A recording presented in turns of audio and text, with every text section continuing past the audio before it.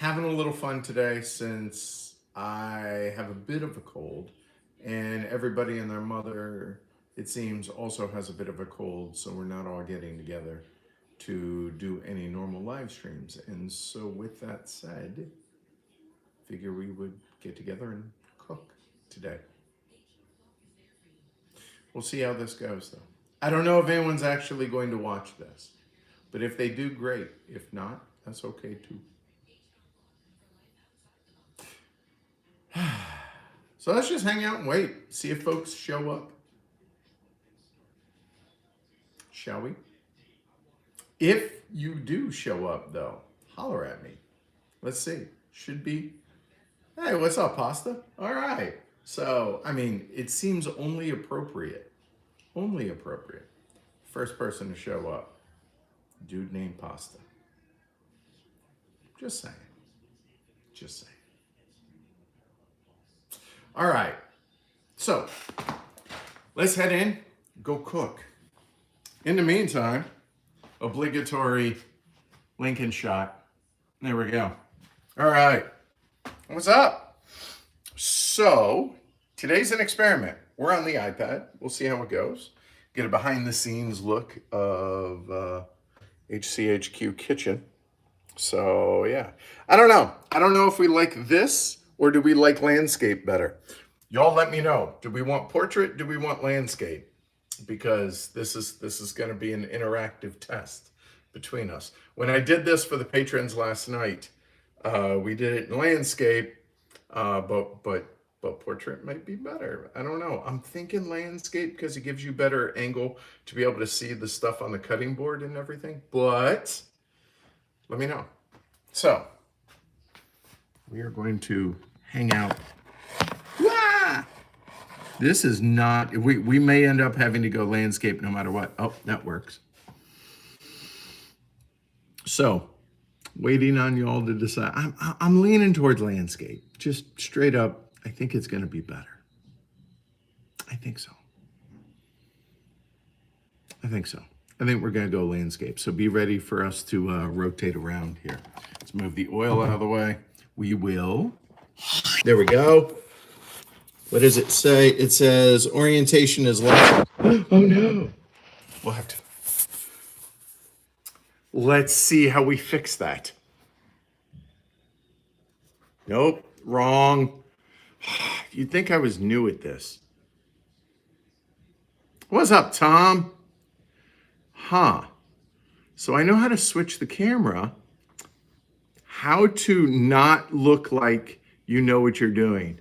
Even though you've been doing this for almost a decade, obligatory Lincoln shot again, while we try and figure out how the hell to, oh wait, I think it's up here. Hold on, we may go dark for a minute. We may, there we go, hold on. Nope, rotation lock is on. Now it's off. Should work. All right. I don't know why, I guess we're going. The only problem is you guys can't see everything. That's a bummer. Well, here we are. I guess, let me see, when we get to the mandolin, yeah, we'll see how it goes. This is us. We're gonna move, what is that that's in the, it's fine, the trash bags. All right, first things first, little apron. Yes, no doubt. He is a terrible sous chef. All he wants to do is eat, sleep, and hang out. And he knows what we're getting into. And he's like, yeah, not really. He's like, not really my thing. So, it's all wrinkled. Look at that. There we go. Oh, that looks better. All right. What's everybody up to Saturday? Obviously not much if you're watching a board game channel do cooking. So you can't be doing a whole hell of a lot. Just saying. Which I appreciate, don't get me wrong, but here we are. All right, so first things first. Welcome, thanks for hanging out. And like I said, this might end up being a bust. We're gonna move the extra trash bag out of the shot here. There we go. Now I feel a little bit better about that. For dinner, I have no idea, but I'm making chili crisp today. I I watch a lot of cooking videos, and I enjoy cooking in my spare time, and so I was inspired to do this, and it's been an evolution this week trying to get ready to do this because I decided I was going to do it for the patrons. Then I was like, you know what? I'll do it with y'all as well. So chili crisp, if you are not familiar, boy, God, fat boy needs to lose weight. If you are unfamiliar with chili crisp, this became all the rage apparently back during the pandemic. I'll be honest, I missed it. Like I missed like the sourdough craze. I missed that one too during the pandemic. But anyway,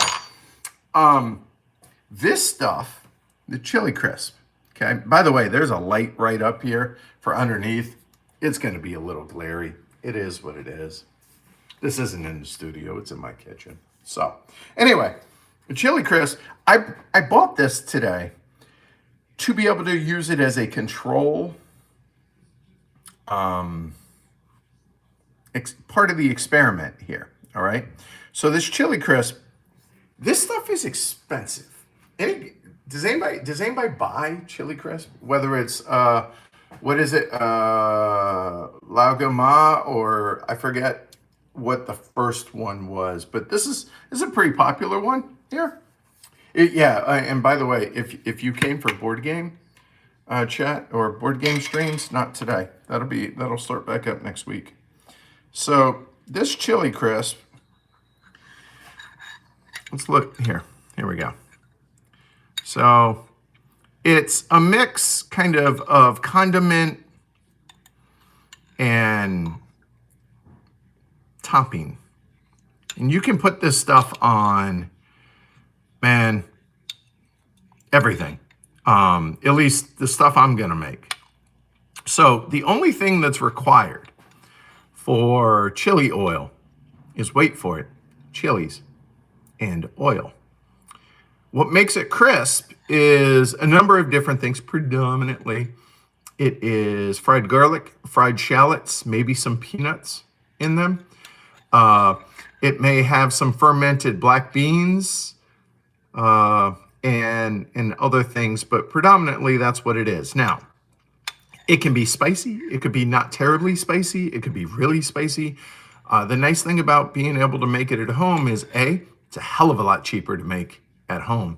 And secondly, you can kind of tailor it to what it is you want it to taste like. So I figured I've never tasted this. Like, I just opened it. Y'all saw I had cut the plastic off before I went live, but so this is it. All right, let's try this and let's see. So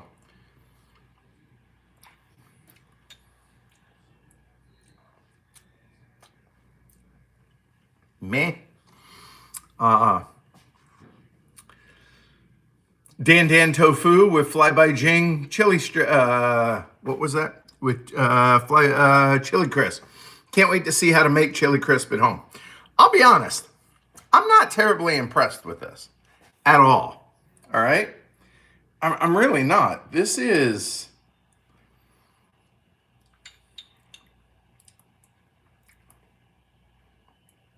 It's got some heat, but it tastes like chilies and oil. That's just disappointing. And this was $12. This was $12, which is insane. I wouldn't have paid $5 for this if I'd known. Yeah, if we can't do better than this, then I'm done ever cooking. That was disappointing. I'm not gonna lie. It wasn't even that hot, but it's less about the spice level. They had an extra spicy. I got just the original, and it had no depth of flavor. Like, it had chili, it had heat, it had no crisp, and it didn't have the hint of sweetness. It's yeah. Okay. We're gonna crush it. We're gonna knock this out of the park. All right. Now, the only things again that are required for chili crisp or for chili oil or chili and oil, we have, I don't know, let's count, shall we? 1, 2, 3, 4, 5, 6, 7, 8, 9, 10, 11, 12, 13, 14, 15, 16, 17 ingredients today, I think. Now, do you need all these? No. Is this a little bit over the top? Yeah, probably. Is it going to be really damn tasty? Yeah. Yeah, I'm excited about it. So anyway, I have done some of the mise en place, meaning I have done some of the horrible prep work for this. Horrible prep work would be, so by the way, right before I went live, I went ahead and washed my hands, so we're good on that. But the first thing I did is I peeled, oh God, that glare is bad, isn't it? Sorry. I peeled the garlic. Now, I don't know about y'all. I know some of y'all enjoy like unboxing games and punching games. That's crazy to me. You're probably the same people that enjoy peeling garlic. I do not like either of those two things. And it's tedious. And so I went ahead and did that already. In addition to that, I have peeled a bunch of our shallots. So the crispy bits in Edwards. So I made a little recipe here. I made this. So I did this with the patrons yesterday, and it went mostly okay. I'll be honest, I did a poor job of heat control, and I let some of the crispy bits go too long. So we have since fixed this with a couple of tools. Tool number 1, we have an instant read thermometer. Fix number 2, we have a strainer now. Okay, a fine mesh strainer. So how we're going to do this is going to effectively be done in 4 parts. Okay, you don't have to go through all of this. You totally can buy parts of this stuff already done. So you could do up the fried garlic. You can buy the fried garlic. You can buy the fried shallots or fried onions.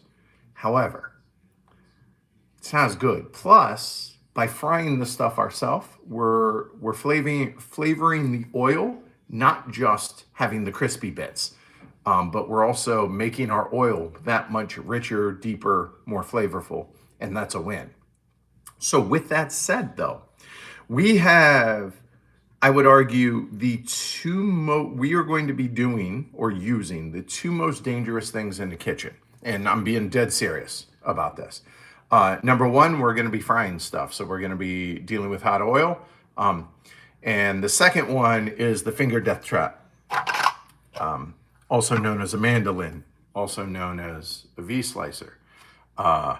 So these things are not inherently dangerous. However, just use them with respect and pay attention and be smart.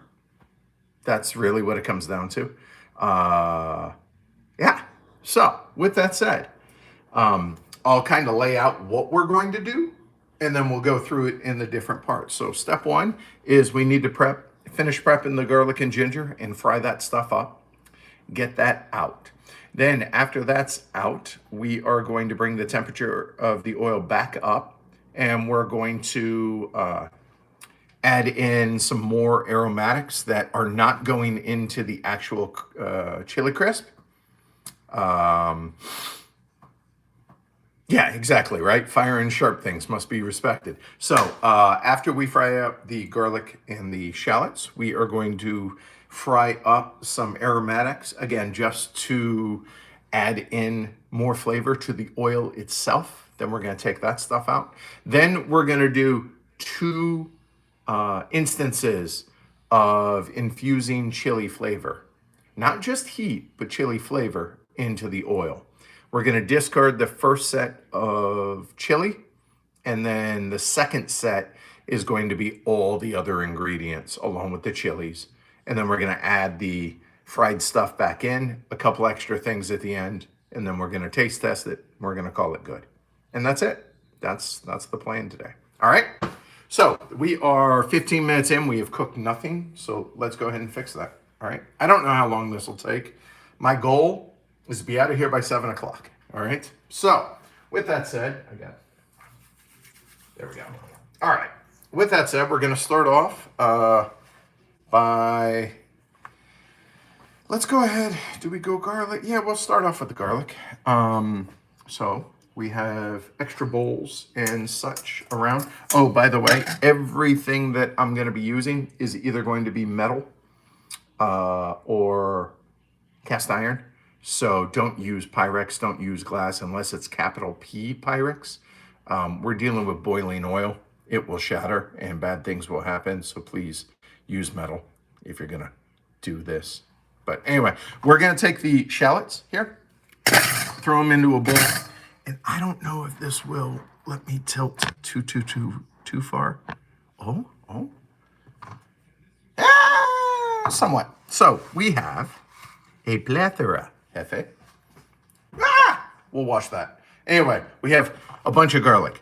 So I am not a cooking streamer, as y'all know.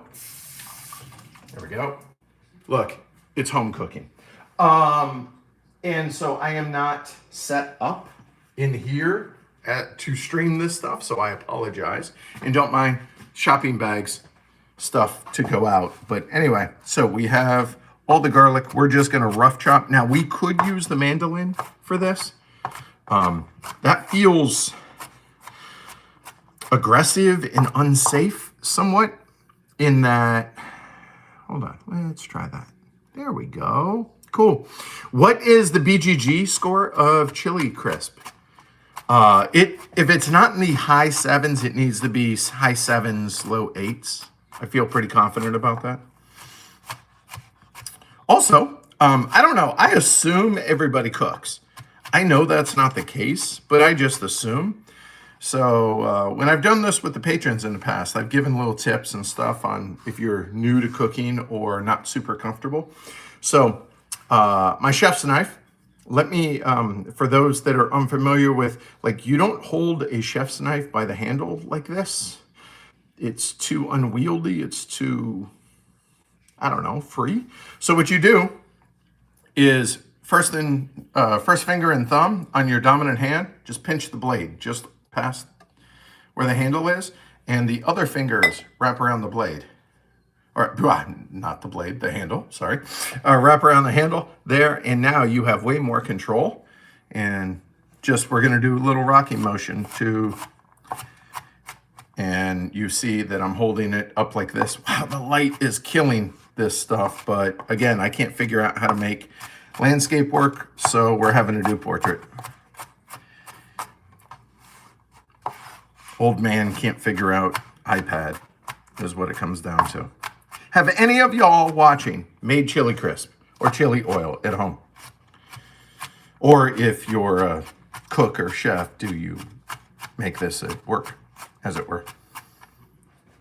And the annoying thing here, again, I don't normally do this, obviously. So I am trying to see how I can get the chat to stay up, but it won't on me. So you know what? I know what we can do. We're going to pause for a second. I'll wash my hands again in a second. So here, let's see if I can go live on myself, which is kind of weird, but this way I can see y'all's chat. Let's see. Oh. Yeah, buddy. Okay. That's really weird watching myself, but it works. It looks like, let's see. I will like my own video, live chat on. We will all messages, and let's see if that puppy works. Put that right next to us. Shh. And now I can, no chance I'm gonna be able to read that. All right. Let that go. There we go. Never made it I've used it. I don't find it. Oh Jesus, I can't. That didn't work. Sad. All right. There we go. Made chili oil with Thai chilies in oil only. Way too spicy. Yeah, you got to temper it a little bit. And oh, come on. I apologize, y'all. This is obviously new. Oh God, what happened? Stop that. There we go. This is comical, by the way. To me, at least, it is. There we go. Chili oil, more than crisp. All right, fair enough. Yeah, never made it. I don't find it awesome by itself, but it's good. There we go. As part of a complete dish. Now, I am hoping that the chili crisp that we are making right now is so good, you can put it on ice cream. I'm not kidding. Literally. You could use it as a topping because it's going to be spicy. It's going to be a little bit sweet. It's going to be all the flavors, right? Umami, sweet, heat. It's going to be a little bit sour. Hopefully not any bitter. That was the problem with yesterday's. I let it fry too long, so boo on me on that. And I didn't, like I said, I just did a poor job of controlling the heat yesterday. So that's why we're doing this again today. I mean, it looks good and it tastes mostly okay, but there's little bits that are a little bit too bitter and that we don't want. All right, so it is not perfect, but it doesn't need to be.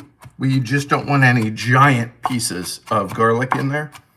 We want nice, pleasant little nips of garlic that become crispy, and this way they also cook relatively evenly. All right, so I think that's probably pretty good. All right, so again, it's not perfect, but that's okay. It doesn't need to be. It's a home cook. So here we go. There we have our garlic. Next, we have our shallots. Oils going into our Dutch oven here in a little bit. And here are all the other ingredients that we're going to be using here. All right. All right. So with that said, put you all back. There we go. Let's get the shallots out the bowl, and then we will take the garlic, throw it into the bowl, and have that ready for us to fry up. All right. Always use red hot chili peppers, CD. I mean, seems appropriate, but the problem is, I normally cook with music, but not when I'm live streaming, obviously, because apparently YouTube frowns upon that. I don't understand why, really, but it's a joke. Okay, good enough. There we go. So we have our garlic part ready to fry up. Now the finger death trap.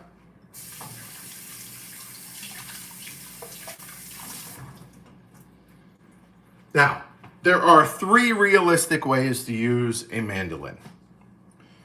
2 are safer than the other.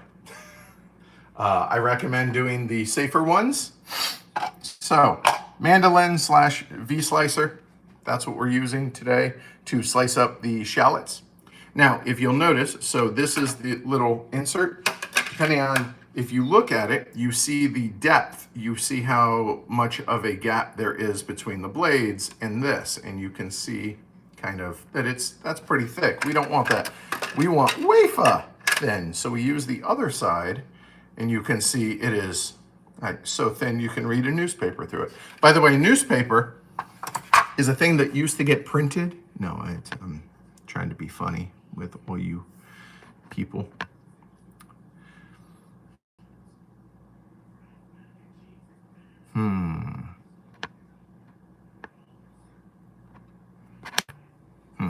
Interesting. All right. How is Lincoln? Lincoln is chilling out right over there. He's good. He had a cameo earlier. But anyway, 3 ways to use a mandolin. 1, little unsafer. The unsafer, I'll show you. Kids, don't try this at home. you take the, here we'll use the big one for this. You don't hold your fingertips like this. Instead, you kind of curl them in and use it like a claw. And you push it down like so. However, this thing will send you to the hospital. So the safer ways is one, wear a glove, a cut-resistant glove. I don't own those.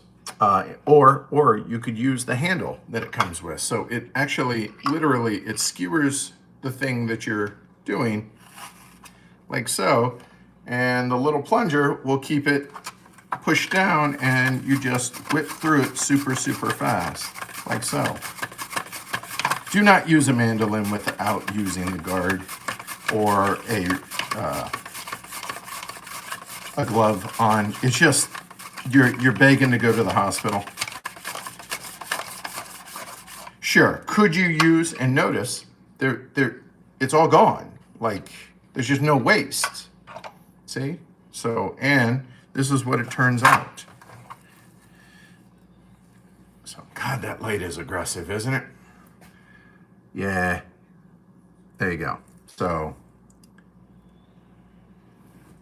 that is how thin this becomes. So, what we're going to do is we're going to throw it in the same bowl, but we're going to kind of mush them up a little bit and separate them.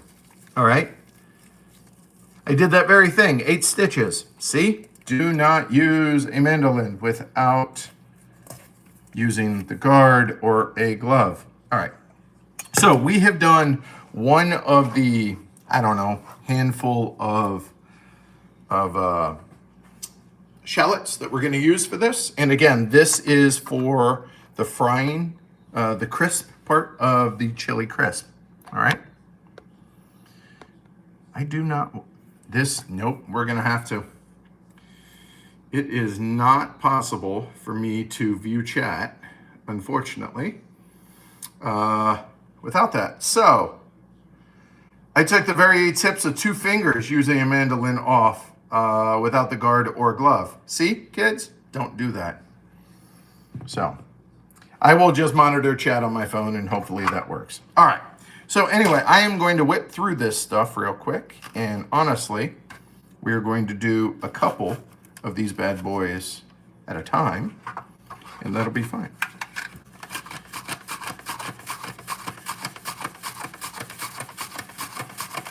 But yeah, look, my knife skills are pretty decent, but there is no way that I can do anywhere near a consistent a job as a mandolin. And that's why big fan of using a mandolin for stuff like this, where getting in here, a little bit left over, and that we're just going to toss down the garbage disposal. So no harm, no foul. Okay. And nothing else left on there. All right. An efficiency puzzle. Yes, exactly. So, been a lovely day. Woo, those shallots are ready. That is something, y'all. So we're doing 3 at a time on this. And I prefer the V slicer as opposed to a mandolin. It gets 2 blades. And just, you don't have to use as much force to push it through. There we go. And I just prefer that. Some people prefer, honest to God, traditional mandolins. They work great. Recommend. I had this exact one previously, except it was like beige or white or whatnot. And I like it, so just got another one, because if it ain't broke, don't fix it type thing. Woo! Man, they are potent. Oh, it's been a lovely day. Jamie Oliver line from when he's cutting onions and they make him cry. Woo! Good Lord. Okay. That we're just going to actually slice up real quick. So, good enough. That works. So we have now here, because that camera is really, so we got a lot. Now, if anybody that's cooked a lot of onions knows, that's going to reduce down. So that is going to go into that with that, and then we are going to fry it all up. Now, notice I've not talked about oil yet at all. And the reason is you don't want to put this stuff into hot oil. If you do, it's going to bubble over and you're going to have a massive mess and possibly an oil fire. Don't do that, kids. Bring the oil and the stuff that you are going to fry up to temp together. Now, if you were frying like chicken or like not this type of stuff, you would never do that. You would have the temperature already up. But for what it is we're doing today, you do not want to throw in a handful or 3 into a pot of hot oil because it will, not good. All right, so how much oil are we gonna use for all of this? I'm gonna use about 8 cups. Okay, that is a lot of stuff to fry up. This, I am using canola oil. You can use any kind of neutral oil because we are going to flavor the hell out of this oil. However, do not use olive oil. Olive oil has too strong of a flavor. Number 1, not a neutral flavor. And number 2, it has way too low a smoke point. It will burn really, really easily. Canola oil, vegetable oil, peanut oil, rapeseed oil, any of those, really good with high smoke points. So, mason jars are my best friend. A, I use them to drink out of, and B, for pickled onions and stuff like this. This is awesome. So these hold about 4 cups. So we're gonna do 2 of these. Off topic, let's see. When are heavy cardboard invites going out this year? In February. I wish it would have been sooner, but unfortunately, life had a way of getting changing that up. So that is 1 mason jar of oil going into our pot. And we are using I don't know what size Dutch oven that is, but a smaller Dutch oven. And number 2. There we go. And we still got a little bit left. Okay.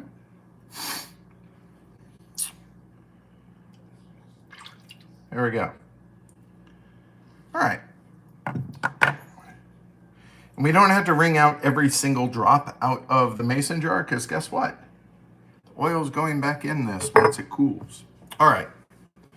So we have prepped most of what it is we need. Now, it's an electric burner. What can you do? It's an apartment. So we are going to turn this onto medium high. We have a draining station set up. We have a spider, and we have the fine mesh strainer. We have a couple extra bowls we're going to be using, and a trivet if we need. Okay. So that is on. We need to get everything into there. So let's go ahead and do that now. So we'll put that over. Oh, sorry. There are my utensils. That is really up close. There we go. So all of this stuff in there. And again, I'm just trying to separate it as I'm putting it in. You're not going to hurt it by smushing it. You're just trying to separate the rings. It makes frying a little bit more even and a little quicker.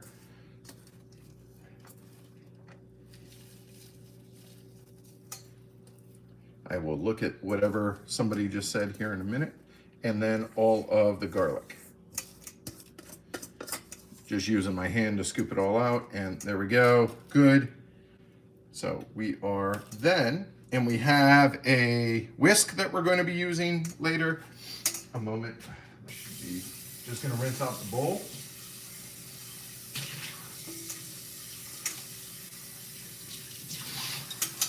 Oh, those shallots are no joke. All right. So instead of dirtying another dish, we're just going to use the spider because the spider is what we're going to use to get most of the stuff out of the oil. And so we're just going to kind of make sure everything is inside the oil. We will start seeing it bubble up here in a little bit. This can take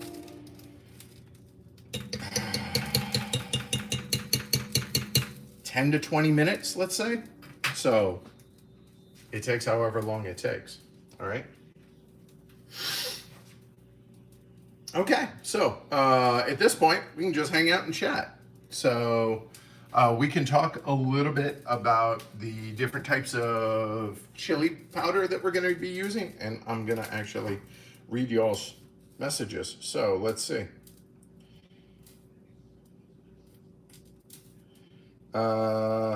Let's see. Nice trivet. Thank you.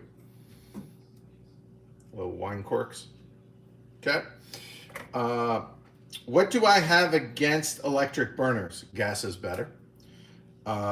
Used these all my life, and also heard good things from people who switched and took some time to get used to the new temperature management. Gas is better. Gas is more even. It totally is. Electric cycles up and down, making temp management harder. That is dead on.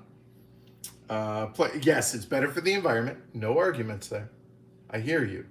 But if I'm cooking, I guess I care more about the food I'm cooking than anyway. I haven't tried induction. I haven't either, because those tend to be expensive, and yeah. Induction is great, but I haven't made the switch due to don't want to change half my pans. Also fair. That is valid. Whoa, what happened there? We just went somewhere else to someone else's. Anyway, let's go ahead and talk here. It's starting to ever so slightly. You see tiny little bubbles. I'll show y'all. So tiny, you can see them starting to come up. That is some of the water starting to boil out of the shallots. Now the shallots have a crap ton of water in them. And so the important thing to note here is you need to take this out. I did this yesterday. I did the garlic separately from the shallots. I'm trying something different today. So the key here is to pull it before it looks done. It will continue cooking when it's over here. If you pull it when it's done, it will be burnt and bitter when it's over here. Trust me. How do I know? I did that yesterday. But I've seen people cook it both ways. I've seen them cook it just garlic first and then shallots, or vice versa, whatever. And I've seen people do it together like this. And both have turned out. So the key is to make sure that you pull it when it's still a little bit blonde and not GB&D. GB&D, for those that don't know, golden brown and delicious. So, anyway, what were we talking about? We were talking about the oil. We were talking about why gas is better than electric. Yeah, all right. Let's talk chili. So, I mean, it is chili oil and chili crisp after all, right? So there's a bunch of different ways you could do this. You could do it with fresh chilies. You could do it with dried chilies, whole chilies. You can do it with chili flake, like American chili flake. You can do it with gochugaru, and that's what we're doing, which is Korean, even though this is a Chinese condiment sauce thingy. Gochugaru is great for this. You can use, let's see, fresh chilies, dried chilies, chili flakes, and gochugaru. All right, so we are using a mix of Korean chili flakes, which is a version of gochugaru, as well as gochugaru powder. Yeah, so let's talk about this. So let me show y'all a mix of these. So let me reach up here. So we have, so this is gochugaru, and this is kind of a coarse powder. You can see the texture to that.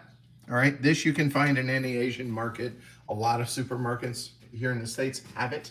I also have, and I should have brought that down actually, I'm gonna use that.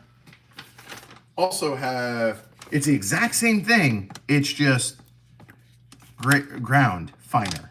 Now, the problem or the risk you run with this, when it's a fine powder, like it says right there, is this can burn. This can burn easy. So you need to be careful when you're using this because it has more surface area. More surface area means it's going to, well, toast and burn quicker. So just be careful with this stuff.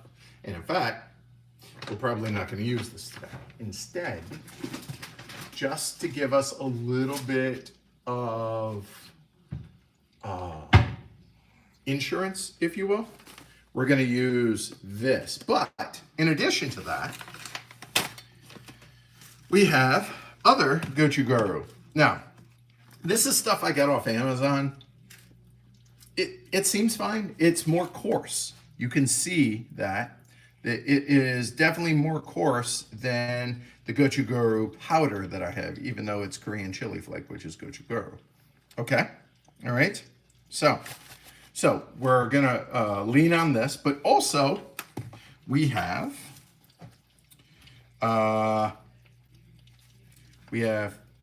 crushed red pepper. So this is, even though these are, I think, Chinese, I think. Nope, I think these are Korean. You know what? Anything I tell you is a guess. I don't know. So we're gonna stop trying to guess. Anybody that can read that out there can tell me. But this is going to be our chili flake that we're going to use. That's going to be in. And this is where a lot of the heat is going to come from. Believe it or not. Now, I like spicy food. These, not terribly spicy. More spicy. Okay. And you know what? We are frying now for sure. So what we are going to do is, I'm rinsing off the mandolin, not putting that in the sink.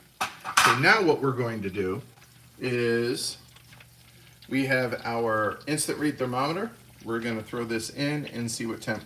We want to get the oil and try and maintain about 300.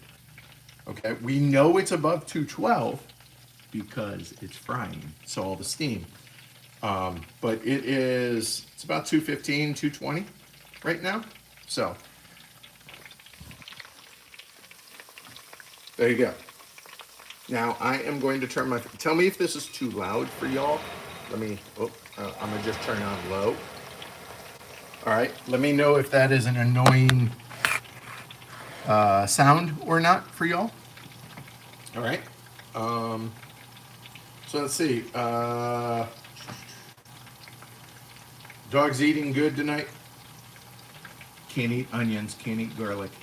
But yes, he usually does. One tip, I deep fry at least weekly and stop burning things when I finally bought a thermometer. Yes. Would chili adobo. Chilies in adobo. Not really, because you don't want wet chilies in this. You want dried chilies, and you can either grind them up yourself, which if you have a little spice grinder, you can do, or a mortar and pestle. I have a mortar and pestle, it's just a pain in the ass. So yeah, I would not use chilies in adobo because even though I like, he's talking about chipotles, so these guys don't do, because they're wet. You don't want that.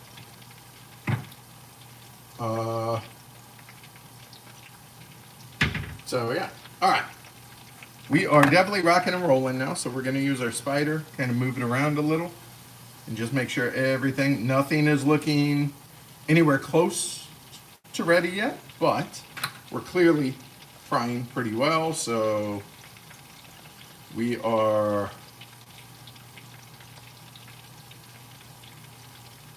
$217. We're trying to get up to 300. Okay, so no, just hanging out. We got chili powder. Okay, let's talk about some of the other ingredients that we're going to be using. Hold on, let me fix this over here. So after we are done frying this stuff, a moment. There we go. After we are done frying all of this, we're going to get the shallots and garlic out of there, and then we're going to throw in, we're going to peel some garlic, or some ginger, which we should be doing right now. We'll get to it. So we're going to peel some ginger. We're going to throw in some star anise pods, which are black licorice flavor. We're going to throw in some bay leaf and cinnamon sticks. And that is going to help flavor our oil. So we're going to fry with those. Again, keeping the temperature around 300, 325. We don't want to go higher than that. We're going to burn if we do. And that we're just going to cook for about 5 minutes after this stuff gets out of here. And then it's going to be discarded. And that is strictly for aromatics to fry, to flavor our oil. Okay? Yeah, we are. You can see all this steam. So that is not smoke, that is steam that's coming out of here. And it's definitely an aggressive boil going on right now.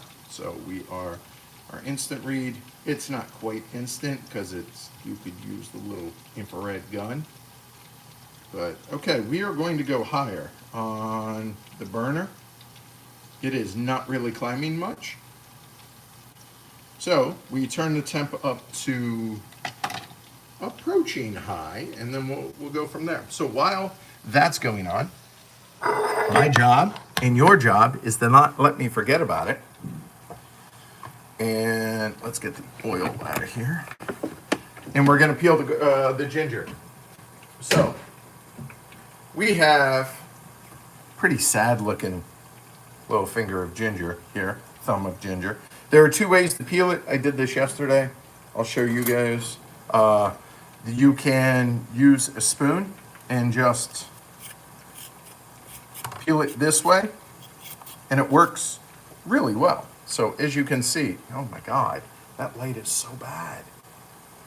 Don't use fluorescent tubes when doing cooking videos, people. Okay. Anyway, the other way is you could use a knife and just peel it and just slice it off. But honestly, this is pretty. It doesn't have a lot of bumps and a lot of arms coming off of it. So honestly, I'm just going to whip through real quick and use the spoon. And by using the spoon as opposed to a knife, you take off less of the flesh and you keep more of the ginger, just taking the skin off. Oh, man, the house is going to smell something pretty, stink something pretty. It smells so good. It's so fragrant. There we go. Done. So we got a little bit on the end still. We're just going to cut those off. There and there. Then all of this, just going to push that off to the side. Good. And these, we're just going to cut it into chunks. We don't want them too small because we want these easy to fish out. And this is just going to be to flavor the oil. So we just have a handful of ginger. That's it. All right. So that is ready to rock and roll. We are going to go back over to our oil. Agitate it a little bit more. Your mama wears combat boots.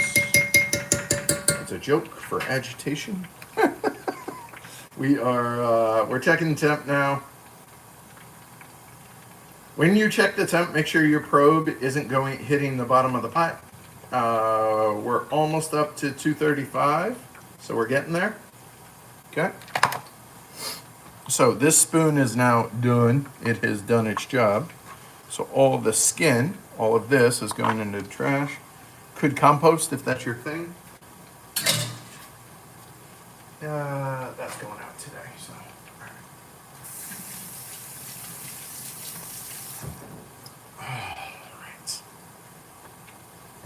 I'll bring you all back over, show you what the instant read looks like for those that are unfamiliar.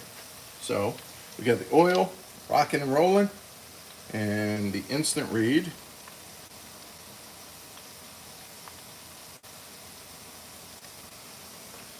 Try not hold on. Let's move that. There we go. That way my hand isn't directly over the middle of the pot because steam is hot and that's no bueno. Okay, so we're getting there. Slowly but surely, getting there. All right, let's read some of your comments. by the way. Oregon didn't get blown out by Michigan. I'm surprised. That's pleasant. Will the recipe get posted? I mean, if you want it, I can do that. A grapefruit spoon is better than a regular one for ginger. I mean, that would work too, for sure. All these people that have come and been like, hey, I'm here for the playthrough. The hell are you doing? So, yeah, I know. And now for something completely different. Just keeping an eye on the oil. Looks good. All right, y'all have any questions? Board game, cooking, whatever. Hit me.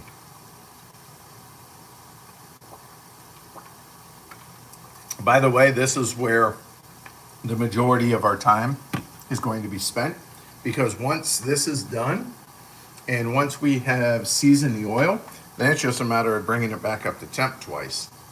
That's it. And then once it's at temp, we then pour it over the chili stuff and all the other ingredients that are over there.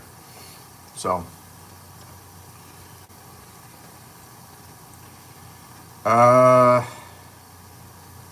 no, apparently not. Will HeavyCon be in the same location this year?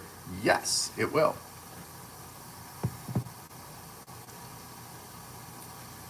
Still not really taking on any color yet, which is a good thing. Because we know it is still not, and they're still not fried. They are still flopsy. Check the temp. Again, I'm overdoing this a little bit just because yesterday I scorched it pretty bad, and I would want to make sure that I'm not doing that this time. All right, I'm going to increase the heat up to high now.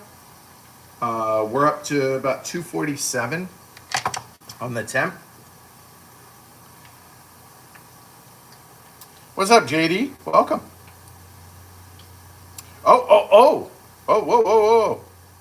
Wirwin Gerard says, good morning from South Korea. Okay, now I'm nervous.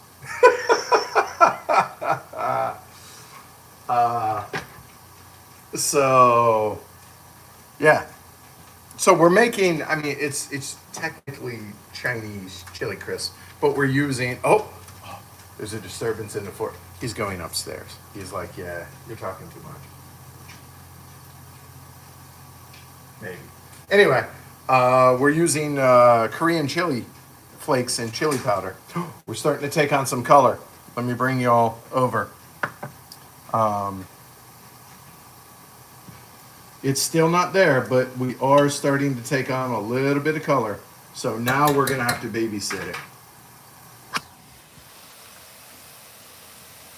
You can see that there is, in fact, a little bit of light golden color.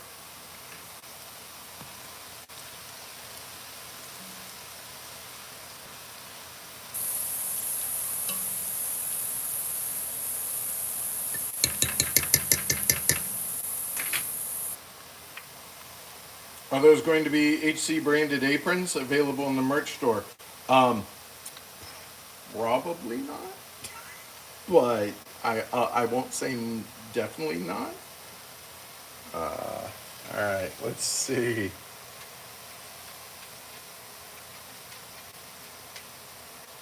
All right, now we're cooking with gas. Not really, but you get the idea.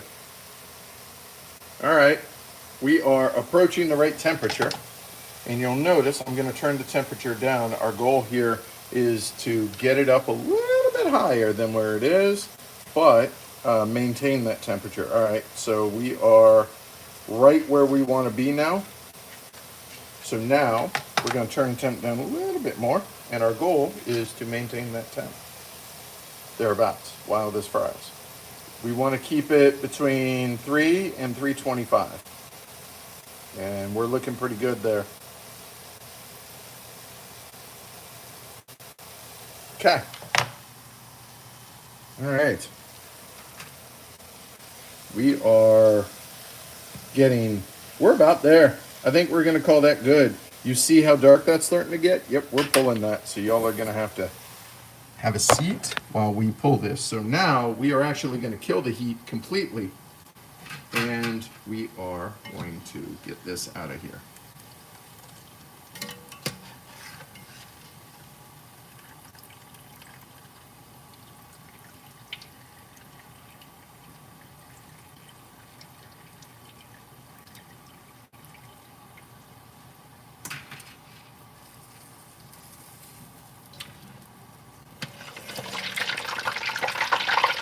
Apparently there was a little water still from when I washed the new strainer. And he is very angry at me right now.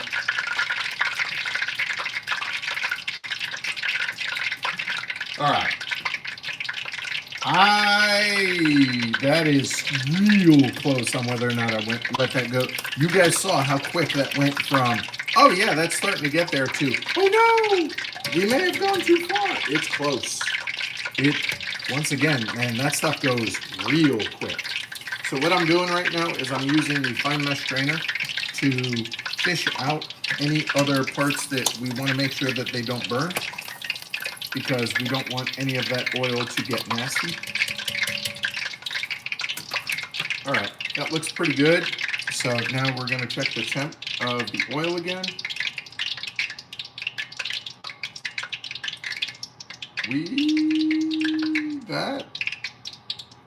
We hit 340, so it may have shot up past real fast.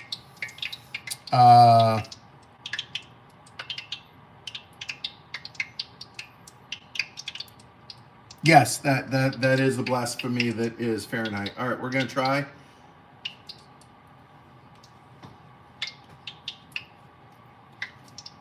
Not burnt. Yay. Man, that was close. Not gonna lie.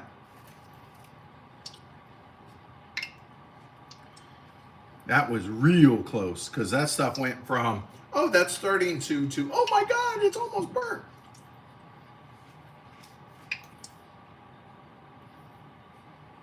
Woo, that was close. All right, so now that we got that, here's what we are going to do. We are going to use our spider to gently lower in the ginger. And then we are going to get 6 anise pods, star anise, sorry, anise pods, whatever.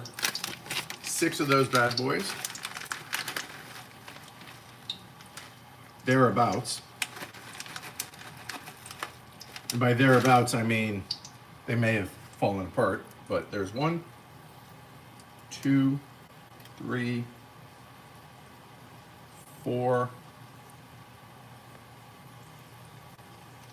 That's roughly 6, thereabouts. And we're gonna put 2 sticks of cinnamon in as well. Oh, wow. You can already smell, and 2 bay leaves. You can already smell the star anise, however you wanna call that. So 2 cinnamon sticks, throw those in.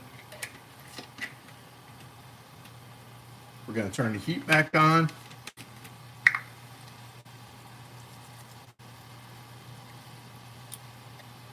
And we'll throw 1 bay leaf in and 2 bay leaves, even though no one knows what a bay leaf does or is. It's a joke. It's an internet thing. And we're just going to agitate that stuff a little bit. And just make sure that it's all separate and nothing's like clumping together.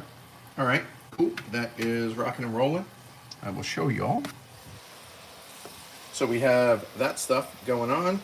Temperature, we want around 3, 3 1/4.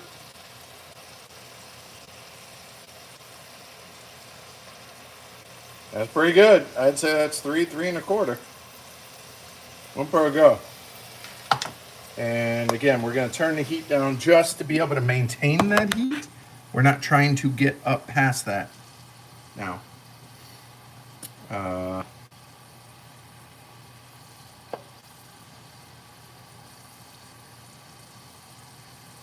Ibishim says, this is fun.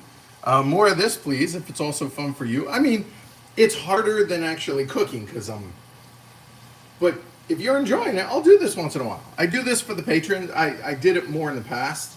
But yeah, I may bring this back and do that, but it's not going to be a regular thing, mind you. But okay. Nope, Lincoln has decided to come on back down. Lincoln. Hi, bud. Hi. So here, so here are the other ingredients, and this is the tea station, by the way. So we have the cups, and then that is all the tea that is on offer.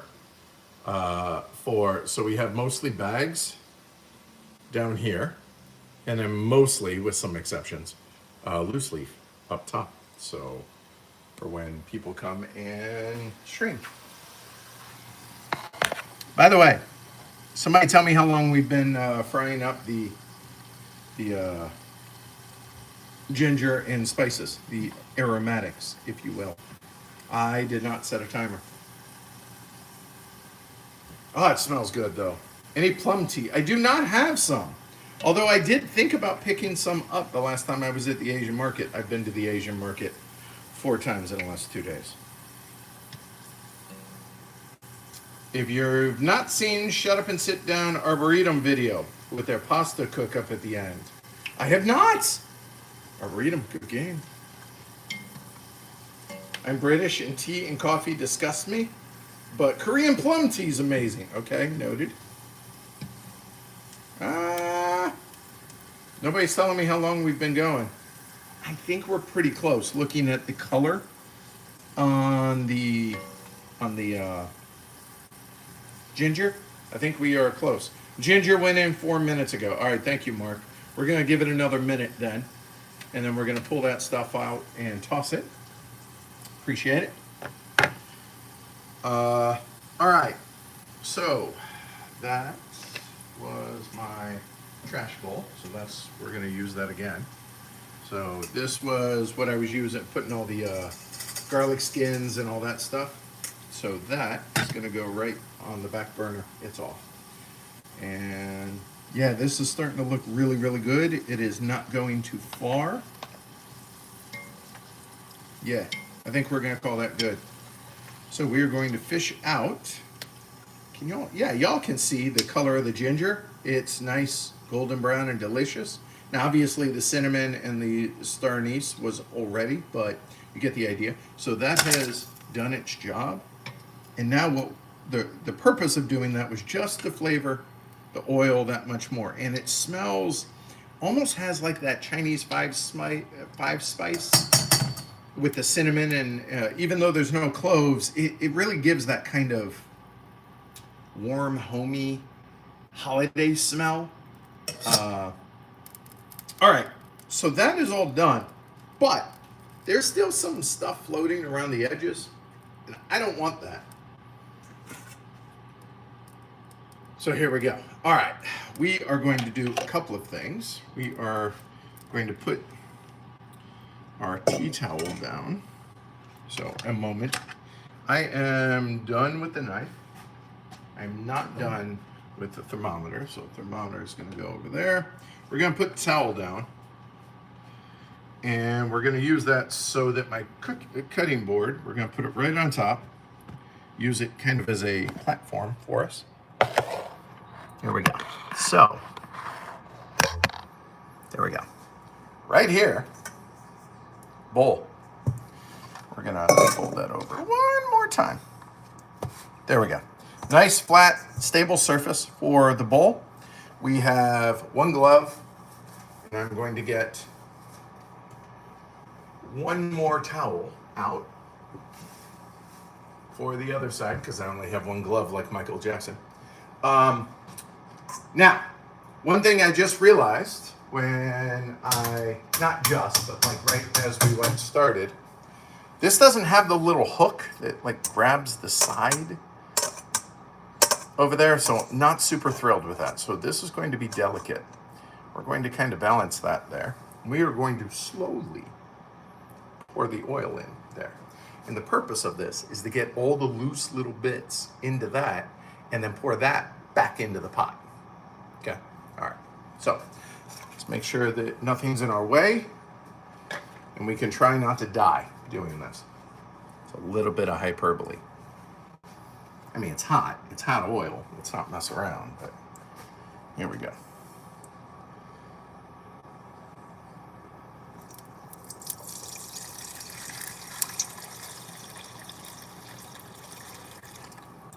Yep, it's catching all those bits. That's what we want.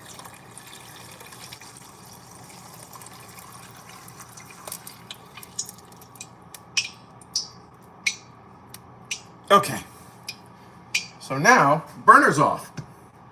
We are going to make sure that any of the oil that may have dripped off the side gets wiped off there. And I'm going to use a paper towel to wipe around to make sure that anything that's little bits over here is because the oil's out of it. And you can see those bits are what we don't want in the oil. So that over into the sink. We're not gonna rinse this because then when we use it again, we don't want hot oil splatter, bad things happen. So what we're gonna do, I'm gonna move you all over. It's hard. I feel like you guys, I hope you're getting a good feel for this, but having to manually move the camera around is kind of a pain in the butt. Anyway, so now we are gonna put our glove back on first off for this part and not be dumb, and a towel to hold the edge here. So we are basically, anything loose, any of this stuff, I'm okay with the stuff that's really high on the sides because the oil is not going to reach that part. So I'm not too terribly worried about that. So that is now going to go into the bag and we're in good shape. So now, shouldn't have taken that off, we are going to pour this stuff back in to our pot. There we go.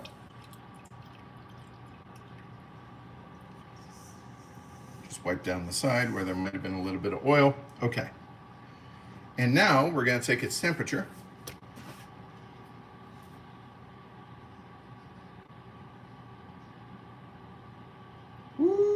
We overshot.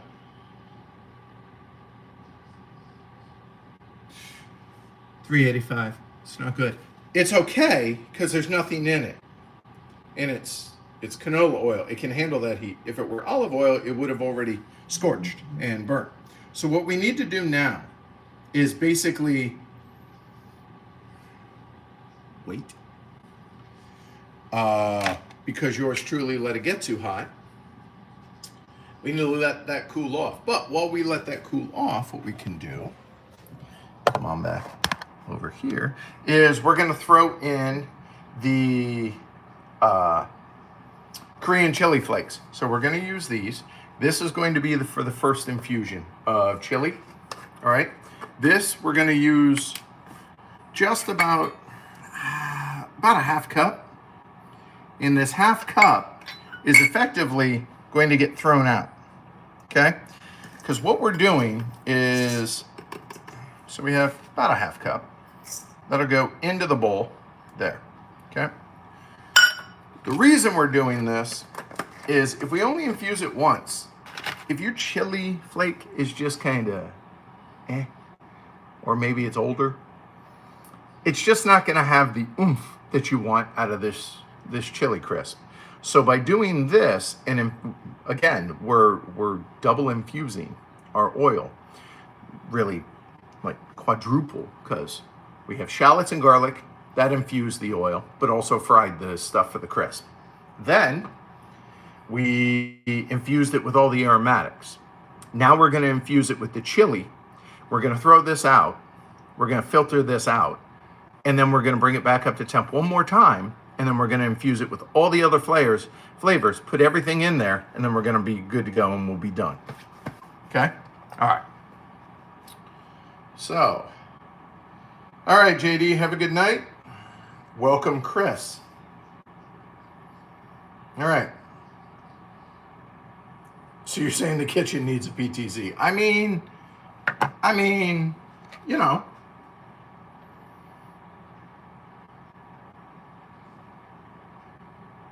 All right, we are definitely coming down in temperature, but we are going to take that oil off the heat. Well, off the burner. The burner's off, but the burner's still hot, right? So what we're gonna do is we are, in fact, going to use our trivet And we're going to move that onto the trivet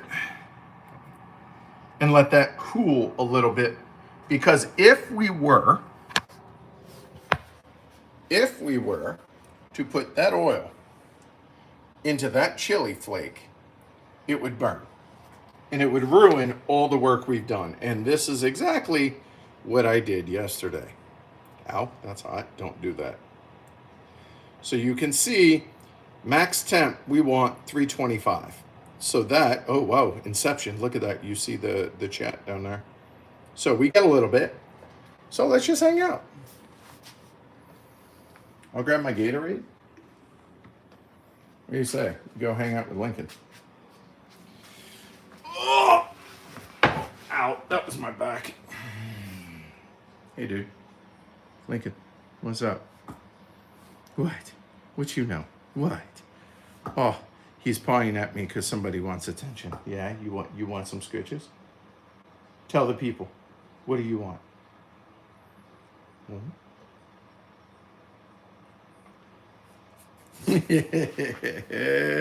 So, this is really what people are here for.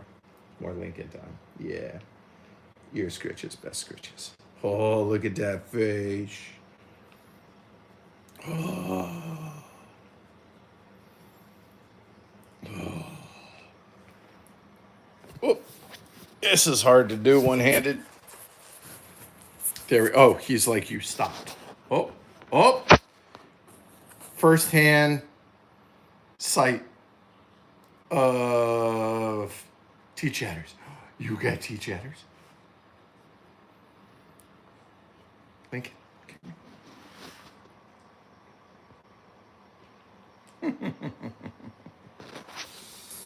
So, anyway, we're hanging out down here. Oh, now he's mad at me for stopping. Oh, yeah. Oh, now he's gonna paw at me until I give him more scritches. So, okay. What? What? What do you know? Oh, thank you. Oh, Wet Willie. Oh, Linky. Oh, whoa. Oh, look at them tea chatters. Can you all see? What? Oh. Do you feel so neglected? Yeah. Nobody knows the struggle. Yeah.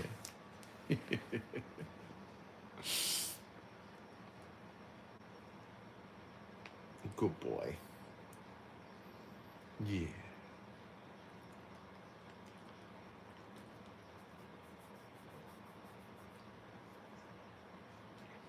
All right, let's go check the temperature. I know it hasn't come down enough. Do you? Do you think it has? No? All right. Let's go. Let's go check that. All right. Oh.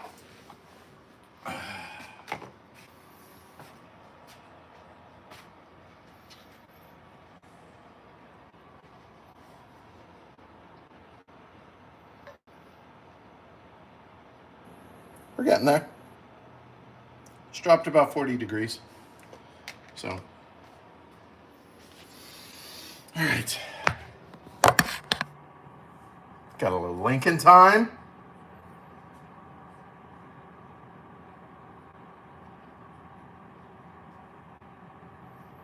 There we go. All right. Cool. All right. So yeah, we're just killing time. I'm excited. And yeah, I'm just gonna wash my hands again after cutting Lincoln. This is the big mistake I did yesterday is I let the temp get too high and didn't have my thermometer and burned it and scorched it, and so therefore it tasted bitter. And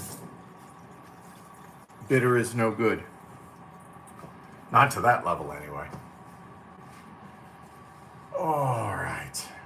We are almost there. I'm excited. I'm excited to try this, to have it taste how I want it to taste.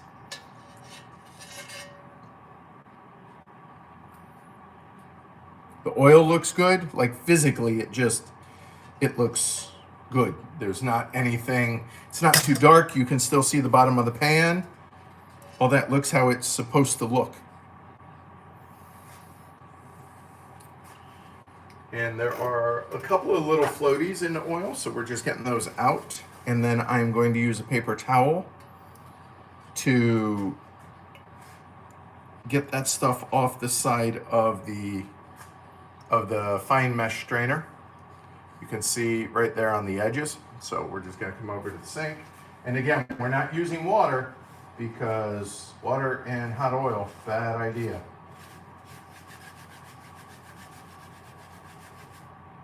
There we go. Got all that off. All right, cool. And again, you don't have to go through all this effort. I just like cooking. I want to. And I don't want to spend $12 on that. And it wasn't even that good. So, all right, let's check temp again.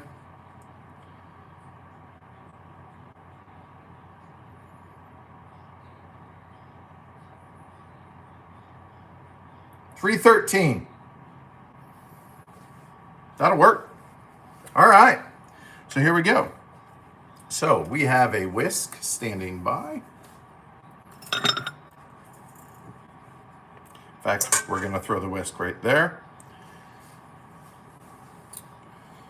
And just to double check the temp of the oil.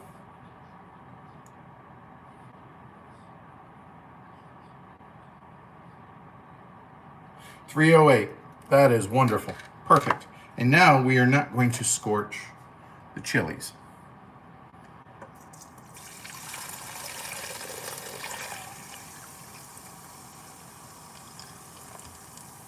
Okay.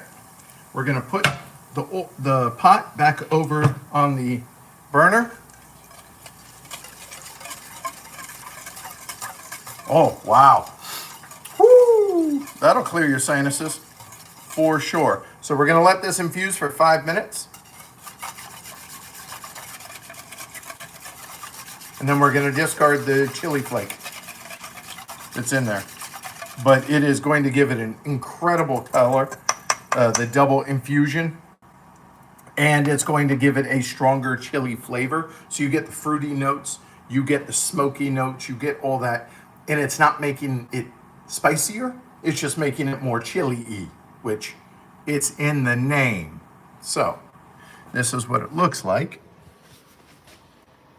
Oh, it smells so good.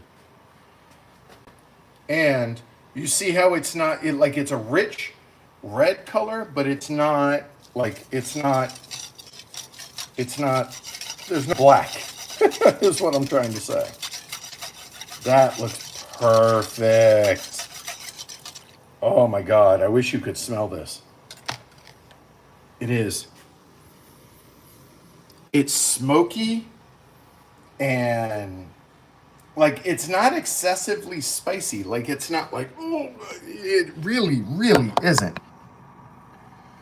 Not to say that it's not going to get spicy, but it's just not over the top. So I said 5 minutes. We'll call that 1 minute. We'll let that go to 48. But yeah, man, this stuff smells good. It looks amazing. And this extra step, I think, is really, really worth it. Getting more of the flavor that you're trying to put into this to begin with, just by taking an extra 5-8 minutes, I think it's worth the time if you're going to do this. So, yeah. Cullaby says, just checking in on this now. This looks amazing. Oh, hi, Brianna. So yeah, this is, and Leslie. All right, welcome, y'all. So I had hot pot in San Francisco that had a layer of something like that on top. Wow, it was good. And that's what we're trying to achieve here. But again, we're now going to strain this chili out.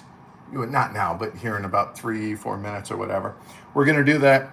And then we're going to, while that comes back up to temp, then we're going to get everything for the final mix back into this bowl. And this is going to be the bowl where everything is going to go in. Okay? All right? Ow, son of a...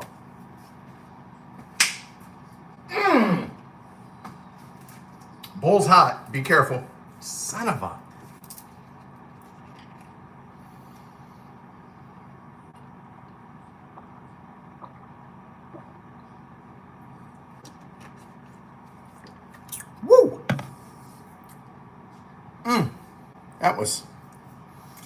That's a spicy Ebola. Right on the pad of my finger too. All right. So once this is ready, hold on. I think I do have a second glove. I do. Oh, thank God for this. All right, cool. All right. Whew, we do. Good. So we're going to strain this, pouring it back into the pot. And then that's going to go back up to temp, trying to get to, again, between 3 and 3 1/4. And while that's happening, we're going to get all the final ingredients into the pot to then be able to pour back in. But when we pour it back into the pot, we're going to use the strainer to strain out all that chili flake that is here in it right now. Okay.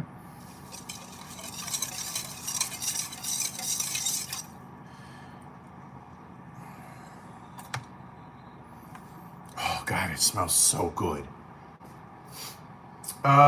Checking on the score of the game. Looks like good first game of the weekend. Go Broncos. Because it has a lot of former Oregon Ducks playing for the Broncos. So yeah. We're gonna go one more minute. I am going to get this ready as best I can. And you know what? We are going to move this from off of the stove, not for any particular reason other than the microwave sticks out a bit. And this way it's right here. I'll turn you guys so you can watch this. So let's see if we can do that. There we go. All right. Yeah. So again, I wish this had that little hook that it could just sit right there, but it doesn't. So I'm having to you see that? Is what it is. All right. Been about 5 minutes. So again, it is really hot oil. The nice thing about this, hey, it's a lot safer to do with gloves on. It scared the bejeebies out of me. That did. I got you. Sorry if that hurt. Didn't mean to drop you on your head.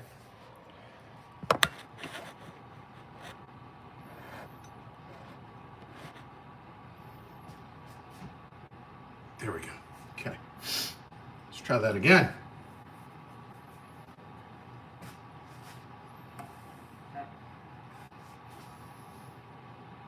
Yeah, I really do wish I had like multiple cameras set up in here.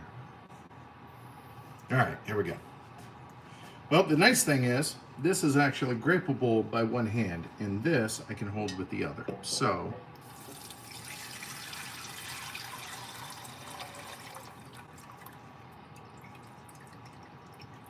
okay. Now, all that going away. And this, I know I keep dirtying more dishes. I wish I wasn't, but it is what it is. Now, you can see all of that chili flake is toasted.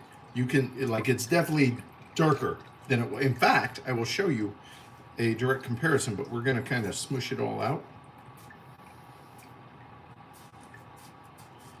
Okay, that feels pretty good. That looks fantastic, the color of this. I'll show you all here in a minute. Give me a second. First things first, let me do this. Wow, it is. And this is why your temperature control is going to be so important on this. This is a true representative of the color that it currently is. That is the color that it was. Y'all see the difference in that? And we don't want this going back into that. Look at the color on that. Look how just amazingly delicious that color of that oil is. I am so happy with this. All right. So, that being done and said, we are now going to do a couple of things. Thankfully, I have extra bowls, and so I don't have to wash anything or do anything right now. So there's a little bit of oil on the burner. So before we turn the heat back on and put the pot back on, we're gonna just, with the glove on, I learned from yesterday. All right, all that oil, that looks pretty good. And this going back onto the burner, we're gonna check its temperature before we do so, just to be able to give me an idea on how long this is going to take. It really shouldn't take too terribly long. We're coming up on 230, 228. So we're gonna turn this over medium heat, about there. Hi, bud. So now what we are going to do, let's see, okay, the bowl is doable. It's not gonna kill me. All right, all of this is now done and gone. So all of this can go into, that's still a little warm, into the sink.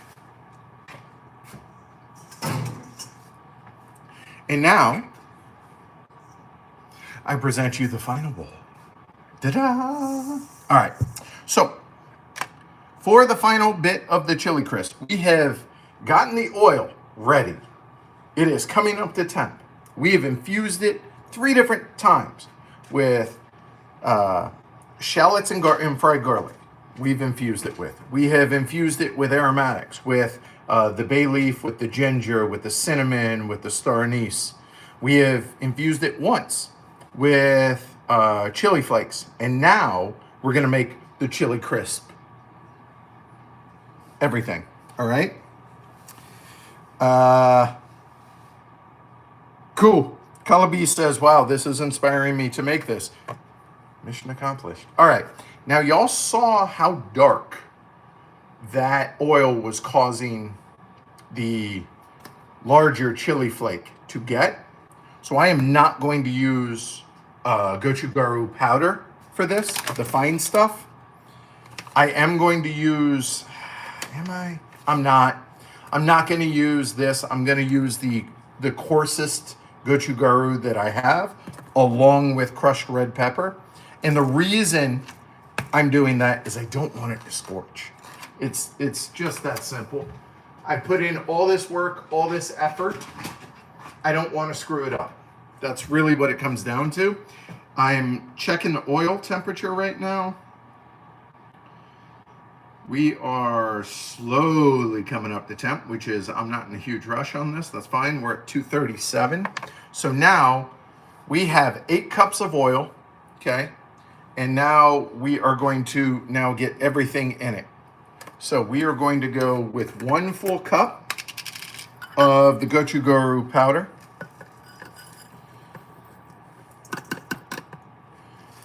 That's half a cup. It's about a cup, thereabouts. Doesn't have to be exact.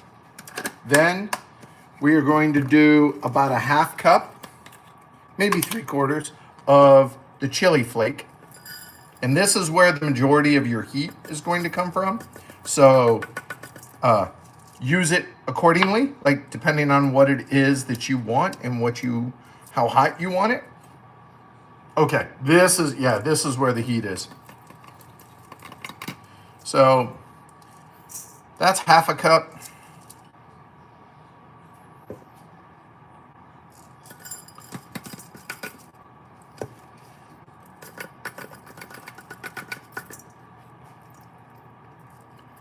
A little less than a full cup. Yeah, that's good. It's for me. Okay, so that is the chili done. We can set those aside now.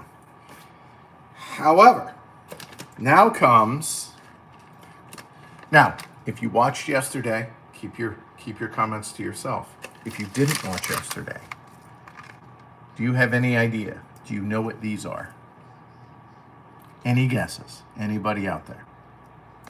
I'm gonna check temperature. I see it starting to, move a little bit over here. So I'm just gonna check on it. We're doing okay. So we're gonna stop this at like 280.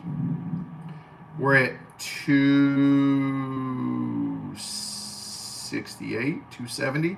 So we're gonna get, you know what? I'm gonna set a timer for about 30, we'll set it for 60 seconds. To check it again. Those are not, well, they are crushed peppercorns. But they're a specific type. And Dan nailed it. These are Szechuan peppercorns. Now, what makes Szechuan peppercorns special? They usually come in two different colors. Red, which is what these are. These are going to be the more common. The other one are green. Szechuan peppercorns add a little bit of heat, but less heat and more numbing. Literally, they will numb your mouth and your tongue.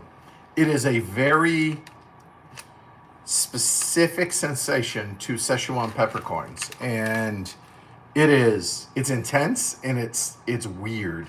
It's like I saw one of the we're gonna check temperature again. I saw one of the YouTube chefs that I watch say that it's like my tongue is tasting the color purple. I think that's a pretty good description of what a Szechuan peppercorn does. All right. So now these Szechuan peppercorns, you can see some of them are crushed up because I crushed too many yesterday, but we're going to need to crush some of these. Now, I had originally put in way too many, or was going to put in way too many.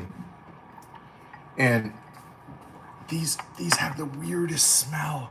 It's a pleasant floral, but yet very pungent, very spicy, I'm doing about a quarter cup of these. They don't add a ton of heat, but they are unlike anything else that I've ever encountered in the world when it comes to food. Checking the temperature again. We're right at 305. We're going to kill the heat because carryover is going to let that go. So this is my mortar and pestle. So we are going to, and not waste all these. Sorry. I'm going to I need to add salt into this as well. The salt will help break up the peppercorns. These can be a bit stubborn, for sure. So I need about a tablespoon of salt. So I have my little tablespoon ready. I keep salt out by the stove. Kosher salt always. So about a tablespoon. And if in 2 days, when this is all ready to eat and everything, I can always adjust the salt level of that. Yes, they are very floral, but they also give this really strange numbing sensation to your tongue that is awesome. If you've never eaten Szechuan peppercorns, you don't want to just eat them, but in a food, we have a bar here in north of Boston that is apparently one of the 50 best bars in the world, depending on those lists. It's called the Baldwin Bar. It is also a Szechuan restaurant, and they have some traditional Szechuan meals that have Szechuan peppercorns that are it is fantastic. So if you're in the area, I think it's in Medford, Baldwin Bar is the name of the bar. I have no idea what the name of the restaurant is. And these aren't going to go down like crushed ground pepper. I'm just trying to crush them down a little bit so that you don't get a huge chunk of Szechuan peppercorn when you're eating the chili crisp. Now, this is definitely going to be my motivation to get a cheap little electric grinder, a coffee grinder that's used just for spices, because these are a pain in the ass to do.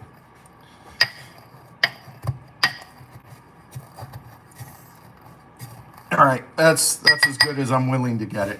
I would like them finer, but we have that in there. So that is going in along with the salt. So we've added gochugaru powder, the chili flakes. We've added Szechuan peppercorns. We've added the salt. Now we need sesame seeds. Now, I'm intentionally not using roasted, or I should say, I'm not intentional. Try that again. I'm intentionally not roasting the sesame seeds because 325 degree oil is going to go into this, and I don't want them to scorch. So I'm going to do, I don't know, about half cup sesame seeds in that.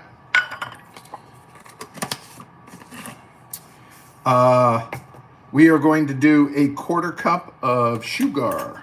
So, my sugar container. Man, those Szechuan peppercorns are just, they are so floral. You can absolutely, it has stunk up the kitchen something pretty. It is really cool. Now, the secret ingredient. Somebody had mentioned using this in some capacity, adding this to their meal. It's not going to taste like anything. It's just going to add a level of umami, and that is shiitake mushroom powder. Amazon. It's the only place I could find it. Went 2 different Asian markets, couldn't find it. So we're going to add in, for this much, about a tablespoon. Again, it's not going to taste like mushrooms. You're not going to, it's just going to add a little je ne sais quoi, if you will. And now I guess, we're going to check temperature again real quick. Now, we need to have a talk about the last ingredient that's going in. We're up to 320, and that looks like where it stopped. That's okay. This next bit shouldn't be controversial. It really, really shouldn't. It's in Woburn. Thank you, Mark. All right, the Baldwin boar. All right. So, MSG is not some scary thing. Just, it's not. It's been it came from one study, I think back in the 70s, maybe the 80s, and it's been debunked. Don't be scared of it. I'm not saying like eat it like candy. I'm saying don't be scared of it. For this much, for 8 cups, I'm using about a tablespoon. Accent is MSG. Also, you like, the reason I only put in a tablespoon of salt as opposed to 2 is because MSG kind of also fills that role to some degree. So better to add less. You know, can always add more. All right, that's it, except for once this cools, there's going to be 2 more ingredients that get added. So we are going to stir all of the dry ingredients now. And I will show you what that looks like here momentarily. Oh my God, that smells so good. Oh, it smells so good. So, into this. Gochugaru powder, chili flake, Szechuan peppercorns, sesame seeds, shiitake mushroom powder, sugar, MSG, and salt. We are just stirring to combine all of this. Okay. That looks really good. Looks well.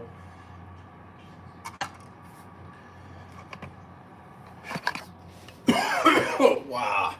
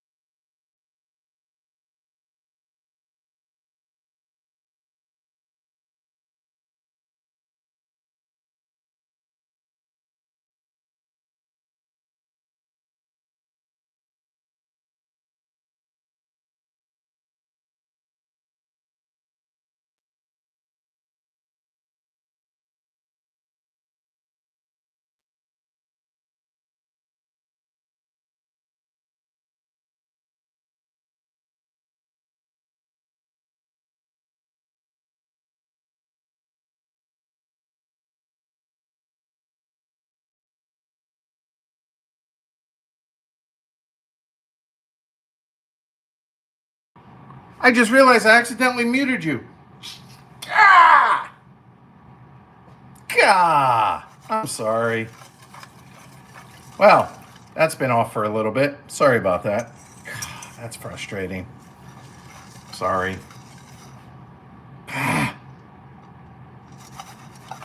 All right, anyway, you saw it bubbling. So it was hissing at us. Not too long. All right. God, I fat fingered when I was grabbing it real quick. It smells ridiculous in here right now.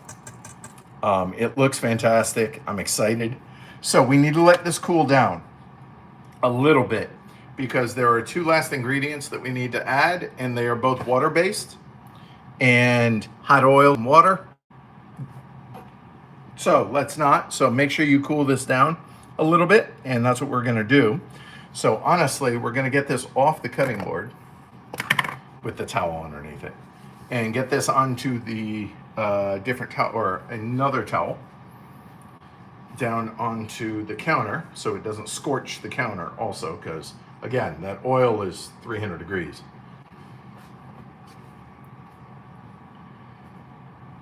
So fold our little towel. There we go. Happy with that. Bring this over because this bowl is stupid hot. Okay. Ah! There are my knives. That's an intense level or angle, isn't it, with the knives up there? Yeah. All right, sorry. Anyway.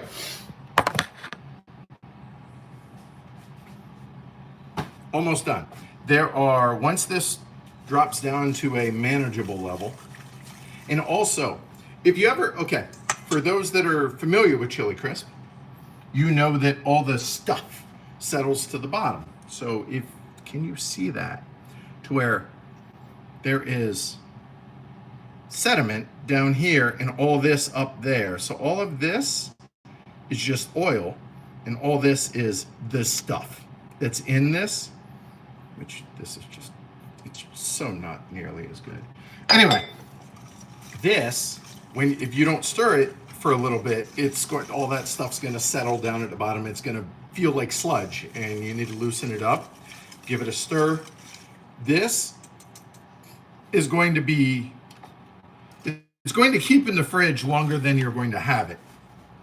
You want to try and avoid eating it for 2 days, and the reason is it's going to coagulate a little, not like olive oil where it'll separate and get hard, but it's going to thicken, kind of like a jam, almost like a jam or a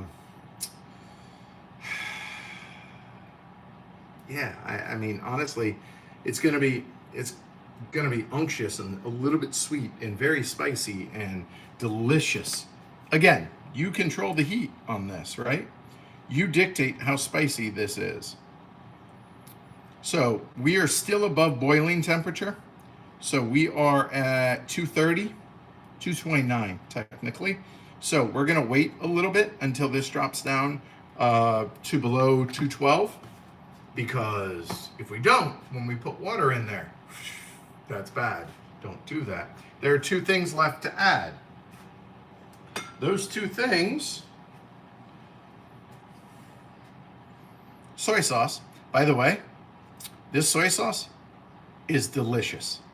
I am a bit of a soy sauce snob. Now, aged soy sauce, I wouldn't bother putting in here. It's expensive, and you don't, the nuances of an aged soy sauce are going to get lost in a condiment like this. So use a decent soy sauce, one that you like the taste of, but just don't use anything high dollar in this. So we're gonna add that. And then we're gonna add equal parts black vinegar. And the black vinegar has kind of a molasses, a smoky flavor to this, which with heat and everything else, it's just gonna add this really deep, rich flavor to it that really, really can recommend. And then we're gonna add all the crunchy bits back in as well, mix it up, let it cool down, and then we're gonna put it in probably after we're done. We'll taste it. But after I quit this, later this evening, I'm going to, well, I guess tonight, put it into a couple mason jars, throw it in the fridge, let it sit for 2 days, stir it up, and crush it. So there you go. All right. Hi, Starla. A spicy marmalade. Not quite that sweet, but it is going to have sweetness in it. How much? You're making it. Follow your heart, right?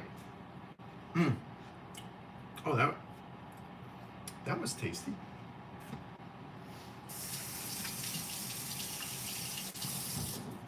By the way, last night after I made this, the first one, even though I scorched it a little bit, my neighbors, I saw them out at the dog park when I took Lincoln, and they were like, "It smells good up on the 4th floor, doesn't it?" Because that's where we live. And I was like, "Yeah, it's probably me." They were like, "Yeah." We were debating. It smells like kind of fried garlic, and it smells like chicharron. And I'm like, I'll take that. That's a W. I'm good with that. I'm okay with it. Black vinegar. Never heard about that before. It's an Asian. I don't know if it's Chinese centric, but it is a seasoned vinegar. And honestly, if you can't find it, you can use rice vinegar. Don't stress about that. There are certain parts of this chili crisp that do require specific ingredients, but the black vinegar, don't stress. It's just, honestly, you could use rice vinegar, and you could use, or hell, you could use distilled vinegar and a little bit of like molasses, and you would get a similar, just a little bit of molasses, like maybe a tablespoon. It's going to add a little sweetness, which the vinegar doesn't, but it has that. So last night, I actually, because I had just gotten both of those at the store, I have 6 different types of soy sauce here because, again, I'm a bit of a soy sauce snob, and I like experimenting with soy sauce. Anyway, I'd never tried black vinegar either, and I tried it, and I was like, oh, so it's very molassesy. As well as, I mean, obviously acidic because it's vinegar, right? All right, let's check its temperature one more time, see if we're below boiling. It is real close. 208, 209, 210, 211, 212. It's right at 213. So we're close. So we'll give it literally another minute to cool off. And then we'll add both the vinegar and the soy sauce. And we'll add all our crunchy bits in. And then we'll taste it. And that's it.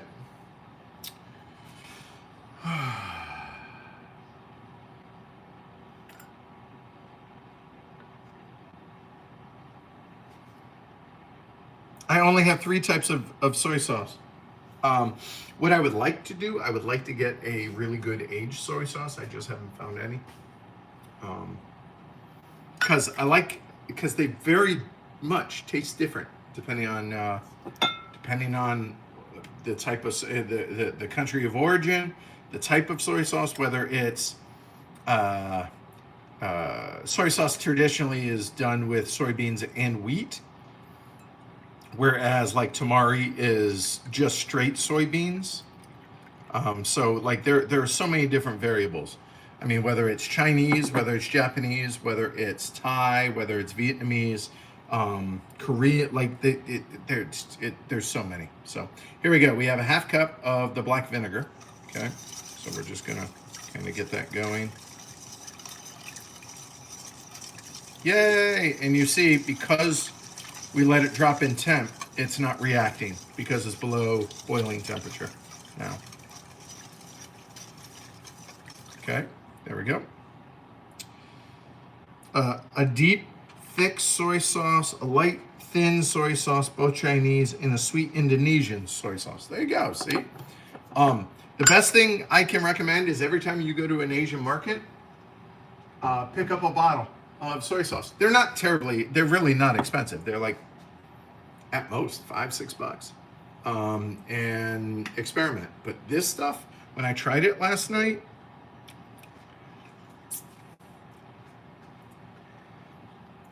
I have no idea what that says other than superior light soy sauce. I don't know the brand, but it is delicious. It really is good.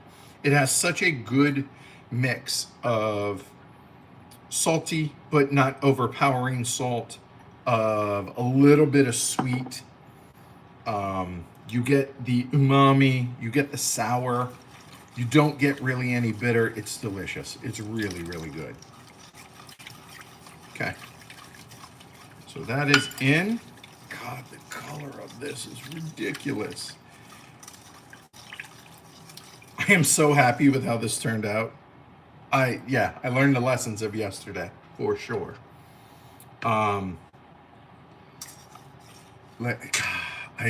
don't feel like y'all can really understand the richness of this color. Now, obviously, that is a wall of sesame seeds, but hold on. So, there you go. So you can see how rich that red is. So that's everything except for the crunchy bits. So I am going to taste test this now, and I am very, very excited about this. I'm nervous that it's not going to, meet my hopes. God, that color is so good. So, that's so good. All right, here we go.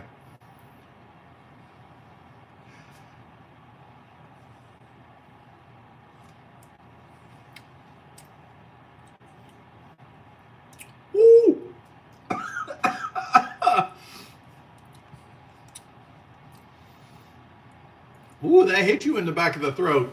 That is no joke. That is tasty though. Wow.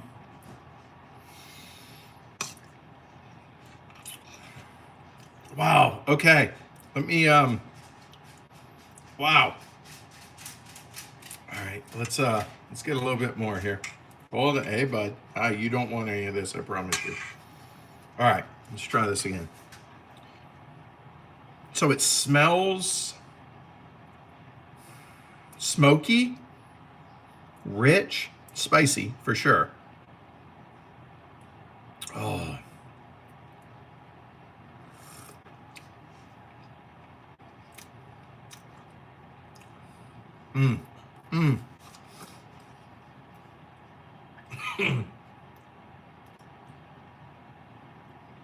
Man, that's good. That is deep. There were so many flavors going on in that. Like the heat hits you in the back of the throat. My lips are a little bit numb from the Szechuan peppercorns. It has like a hint of sweetness without it being sweet. Golly, that stuff is good. Look, it's mine. I can double dip.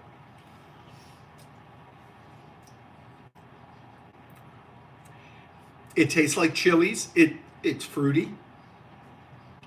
It's more fruit on the front. This is so complex. This is so good. I'm so happy with this. That turned out so good. Whew. And the nice thing is, it's a warm heat that it's right here. The sesame seeds, when you crack them, kind of go in well with that. And it gives that little sesame flavor. Honestly, I think it could stand for a little bit more sugar. Not a lot, but a little bit. So I think I'm gonna do that. Not much, because in 2 days, it's going to meld together. So I'm not gonna go crazy with it. So, there, done for all that. And we're gonna stir that up again. Still gotta add in the crunchy bits. Good Lord, that is good. Oh, makes your nose run just a little, so this will clear you out a little. Now, what can you eat this stuff with? Man, what can't you? You can eat this like, hold on, let me rinse my hands off. There. You can eat this like on just plain cold noodles. You could add, like, you could use it as a sauce, like, and just spoon it over regular noodles. You could put it on, like, on in ramen instead of spice packet, bro. Use a tablespoon of this. You could put it on avocado toast. I know a lot of people do that. You could put it on a bagel and cream cheese. Don't laugh. You can put this on ice cream because it has a little bit of sweetness coupled with that spicy and a little bit sour, but it doesn't overtake the ice cream. Bro, this, I am so happy with that. And this is without the crunchy bits. So let's add that stuff in. So, a moment. I want to try and do this without making a mess. So now, this may not have been the right way to do this.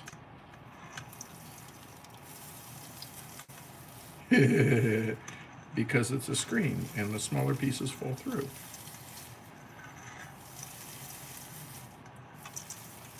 And I'm not worried about crunching this stuff up because you can do that when you spoon it out.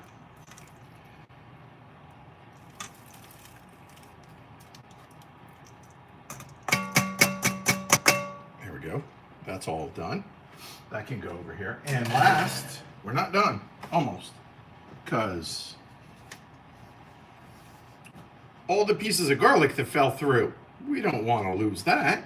So that is going to get gathered up into there, and that's getting dumped in. And the handful of pieces that are still in the half sheet pan are getting added in because that's a lot of work. I'm not wasting that. All right. We're gonna try not to step in the mess that I made before I vacuum all that up, but we are gonna taste this one more time. We'll wrap it up. And all that fried bits, they're gonna stay crispy in this.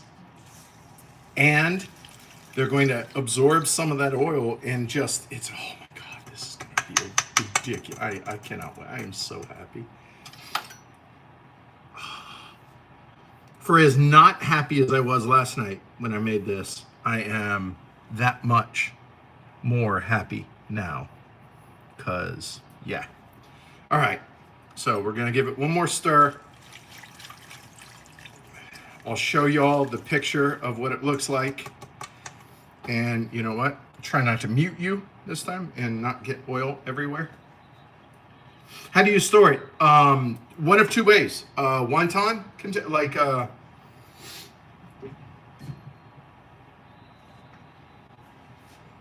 those. Leave a little bit of room for expansion. So like you see on these where there's that little gap, like keep it down here. So that, or do what I do.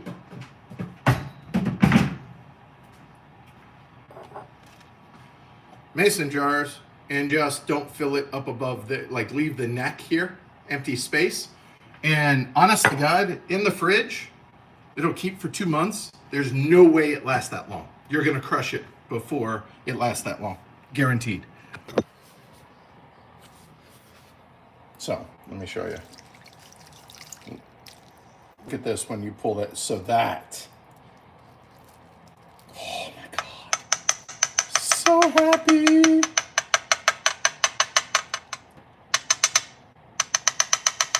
All right, we're gonna go in for one more taste with the crispy bits in here. And like, look, oh my God. Again, you can add crushed peanuts to this if you want.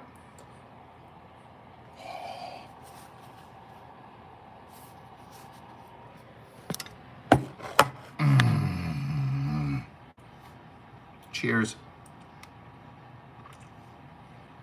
Oh my God. Oh my God.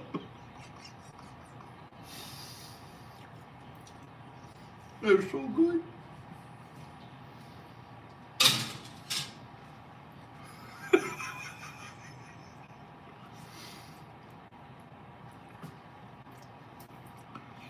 Come at me. Like, I'll put that up against anything store-bought, and that will crush it.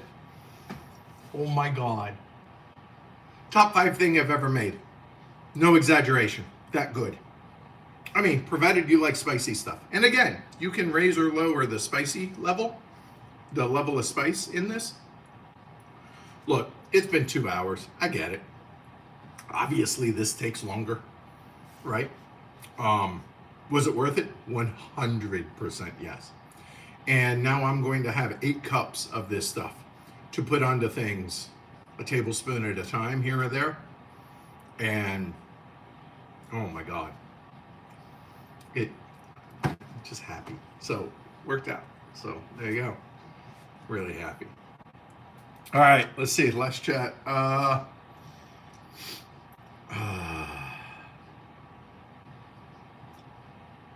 After seeing this, maybe now I have an alternative to my favorite $12 chili crisp. Yeah.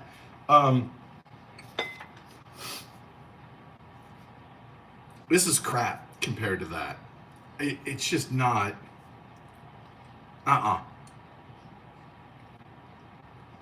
If you told me this was $12 a bottle, the stuff I just made, and this was free, I would pay for that. I wouldn't miss. Not because Edward made it. It's just that much. The depth of flavor is not even close. Yeah, just make your own. It's worth it. Sure. It's a little labor intensive. It takes some time. Oh, my nose is running, which is good. It's good when you have a cold. It's a little labor intensive. You do have to go to an Asian market, usually to get some of this stuff. But is it worth it? Oh my God. If you enjoy the joy of cooking, but you like just tasty stuff, do this, because this, totally worth it, 100%. So, all right, that's a wrap today. I will be back this week with board games.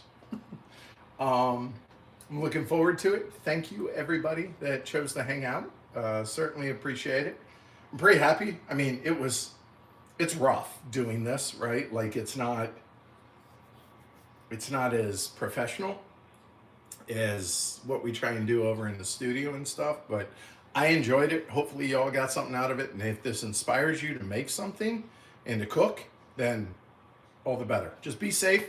If you're using tools like mandolin or you're frying or whatever, just take your time. Be smart. Be safe. And I'll see you all next week with some board game stuff. All right? Take care, y'all.